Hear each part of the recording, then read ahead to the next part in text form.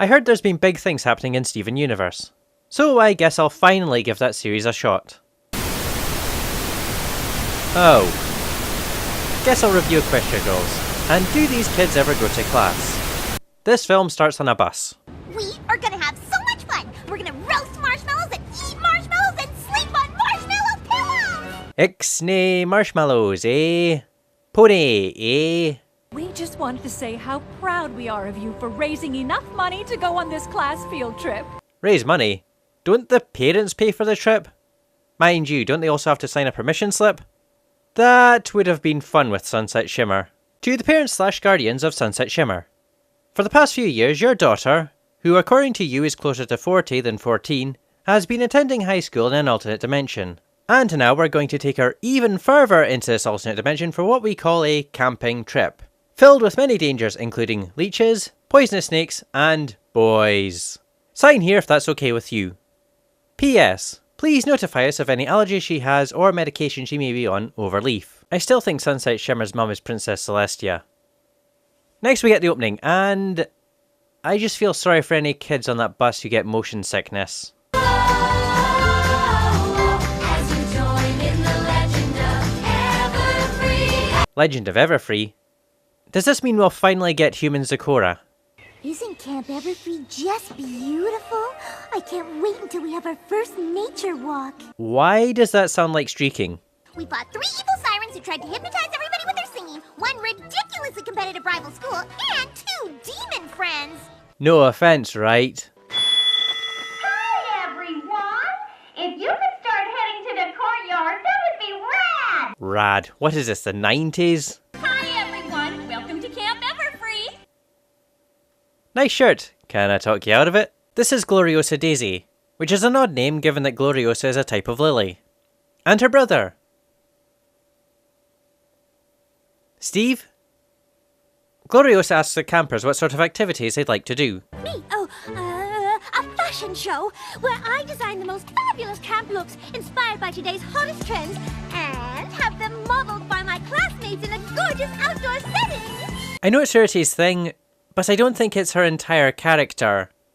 Although for this film, that is her entire fucking character. What about the camp gift?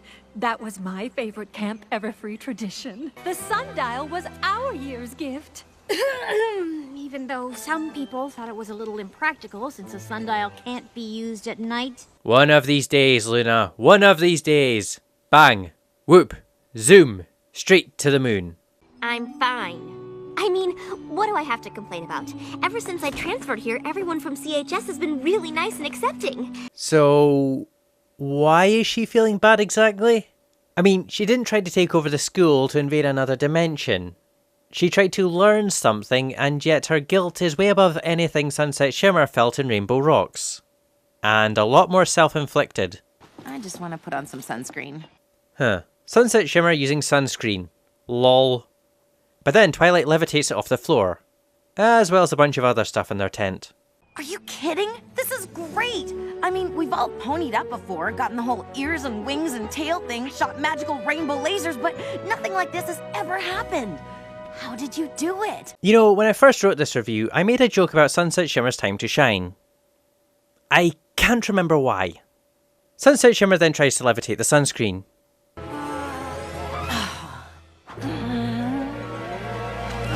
Use the power of the dark side. I'm determined to be the Emperor if Lily Orchard ever does a Family Guy-style parody of the Star Wars prequels. Next they go to the docks, but they find they aren't very sturdy. Whoa. I know I'm charming, but you don't have to fall for me. Down, boy. The students decide that a new dock will be their camp gift. Wait, if this place is meant to have been in Gloriosa's family for 4 generations, then how is it not overflowing with camp gifts? We can reinforce the foundation. Make it nice and sturdy. And we can add a wood-carved sign that says Camp Everfree. And little boxes of food so you can feed the ducks and fishies. Oh, we'll add lanterns so you can see at night. It's stunning. And we'll make an absolutely perfect runway for my camp fashion show. It'll be a great place for me to blow up Megaton.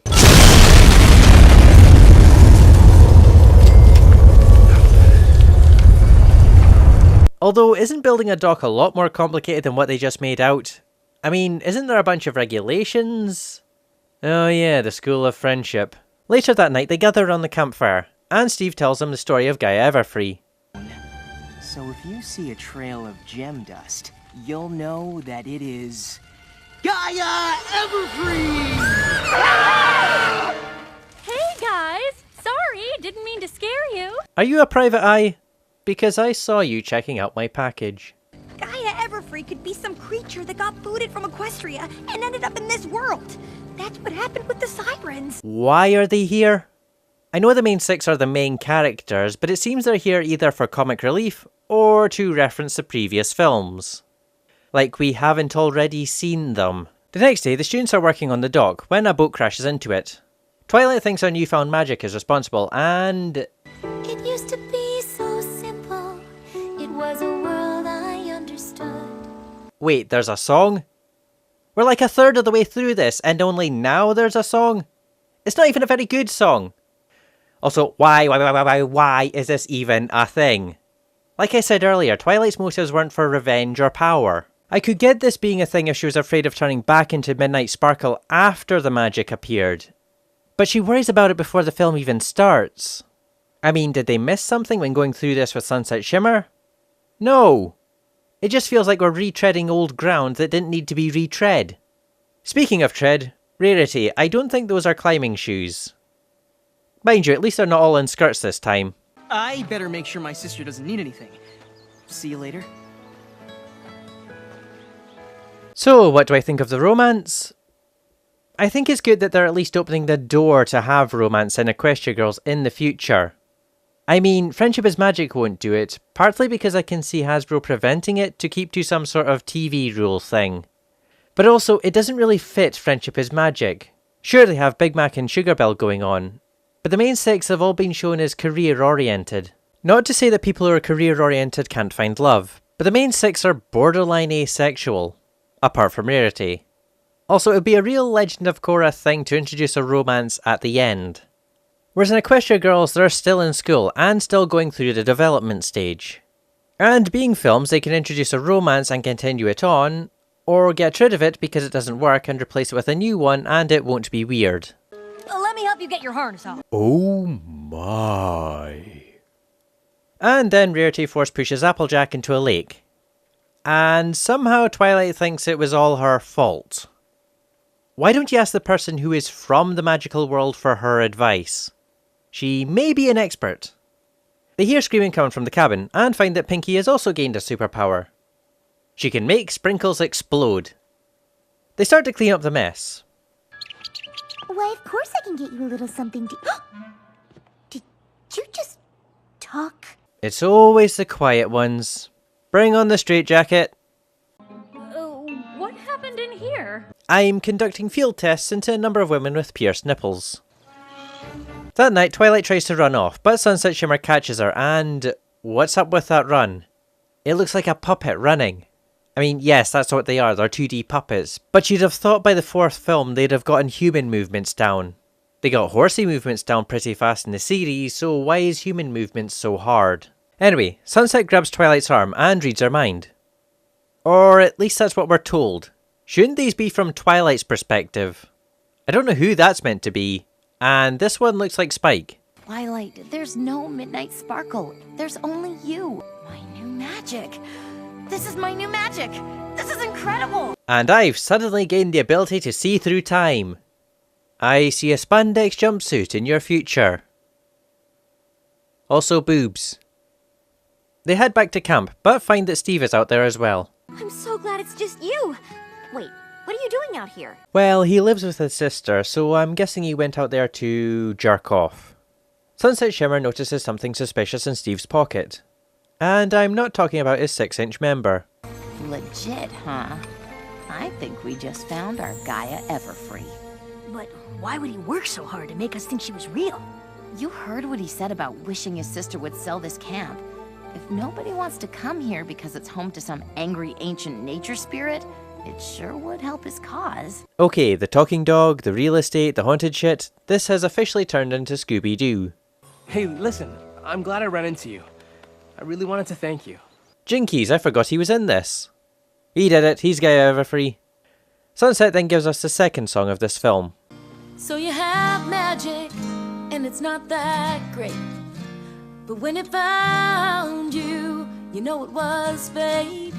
And it might seem scary now, but it can be wonderful too. So how about we embrace the magic and make the magic part of you? This seems like the sort of song that if this were Friendship is Magic, Twilight would sing. In fact, I don't even get why Twilight is in the Equestria Girls series. Her and Sunset occupy the exact same spot. But human Twilight isn't as engaging as Pony Twilight.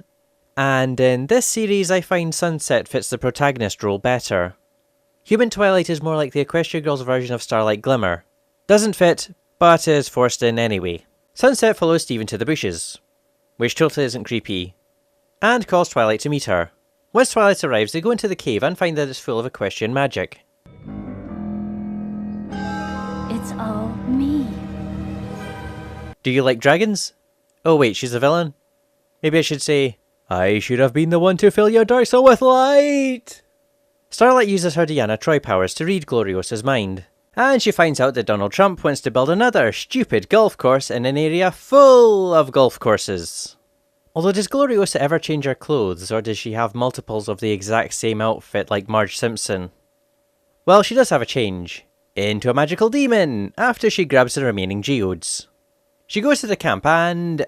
how exactly does Canterlot High get students? Hey kids, is school life too boring? Is the thought of homework getting you down? Then come to Canterlot High School. Built outside the portal to another dimension, we get frequent demon attacks, evil sea pony attacks, breaks in a space-time continuum, and... plants. Carnivorous plants. Because of that, our students are top of the class in armed combat, alchemy, and keeping secrets. Like seriously, if the government found out about half the shit that goes on here. Canterlot High School. You might die. Of friendship. But I got this! We got this. You got this. We got this together. She starts building a wall around the camp. Although for some reason she misses the entrance, the archery place, the tents, and her wall is going to go straight through this building here. Oh, and the docks. I have waited for the day to send this greedy wolf away. Now the magic is my salvation. Gather close in my protection. We will stand forever free. This song is one of the highlights of this film. Even when I first watched it, sure, it's got nothing on the Siren songs, but it's definitely a good villain song. Much better than Tempest's. One slightly odd thing is Gloriosa's black eyes, especially with the smaller than usual green pupils. It kind of reminds me a lot of the villain from Mulan, or Gambit, making it feel more like a 90s throwback. In the wrong way. I don't know if her normal eyes would have worked better, it definitely would have made it seem more like her own actions. Which I think they wanted it to be the magic was in control of her, then why not make her eyes red? Twilight and Sunset get out the cave, and make it into Gloriosa's thorn wall. That isn't your sister. It's someone who's been consumed by equestrian magic. I don't think most people know what equestrian magic is. Then Steve gets eaten up by the plant, and somehow doesn't die. Before Twilight removes the magical geodes from Gloriosa, turning her back to normal. Then the main six pony up, after the bad guy was defeated. I mean, say what you want about Sailor Moon, despite my channel name being a reference to it, but at least they transformed before defeating the villain of the week. We can't let Filthy Rich take this place away. If camp meant so much to you two, maybe it meant as much to the other campers who came here in years past. And maybe we can get them to help save it. See what I mean about those two? If this was Friendship is Magic, I guarantee that whole bit would have been just Twilight's line. They put on a fundraiser in the cave that night, which isn't hard with superpowers, with the main six's band playing.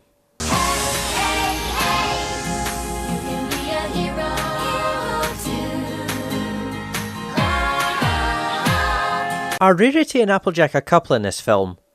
I mean, they're always together, they do harness things together. Applejack's reaction to Rarity's fashion show reminds me of when Paul Stamets told the computer to play the song his husband loved but he hated, And in the song when they say, "Take my hand," it's only Rarity and Applejack who hold hands. Next they're going to go buy Yankee Candles together. Apart from that, this song is meh. I'm sorry, but I'm not a fan of the main six's songs in these films. They're very safe songs, with nothing really interesting or memorable about them. Hey, Gloriosa changed her clothes. Anyway, the fundraiser is a success, and the camp is saved. Although, how old is Steve? Is he as old as Twilight, in which case, why does he not go to school? Or is he older than her, in which case, should I phone the police? Well, that's Legend of Everfree. This is a film that I wasn't too impressed by at the time it came out. Twilight felt like a rehash of Sunset, and Gloriosa felt like a rehash of Twilight, as well as being very Starlight Glimmer-esque. Before she was reformed. Meaning the film didn't really have a leg to stand on. However, time changes things, and with DHX getting lazier and lazier with their villains, this is really a film of two halves. With most villains these days being characters who had friends that fell out with them and then they tried to destroy or conquer the world. We've seen it with Starlight, we've seen it with Tempest, we've seen it with Wallflower. Which is where Gloriosa differs. She didn't lose a friend, she's going to lose the camp that's been in our family for generations.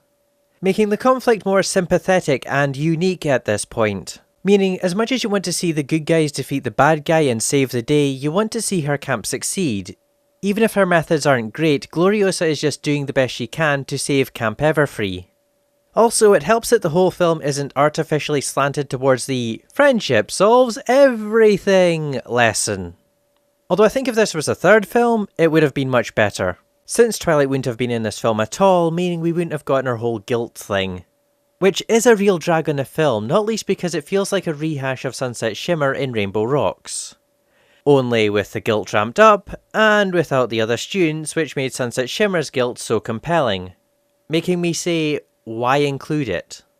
And speaking of Sunset, we'd have been able to see her as an accepted student of the school.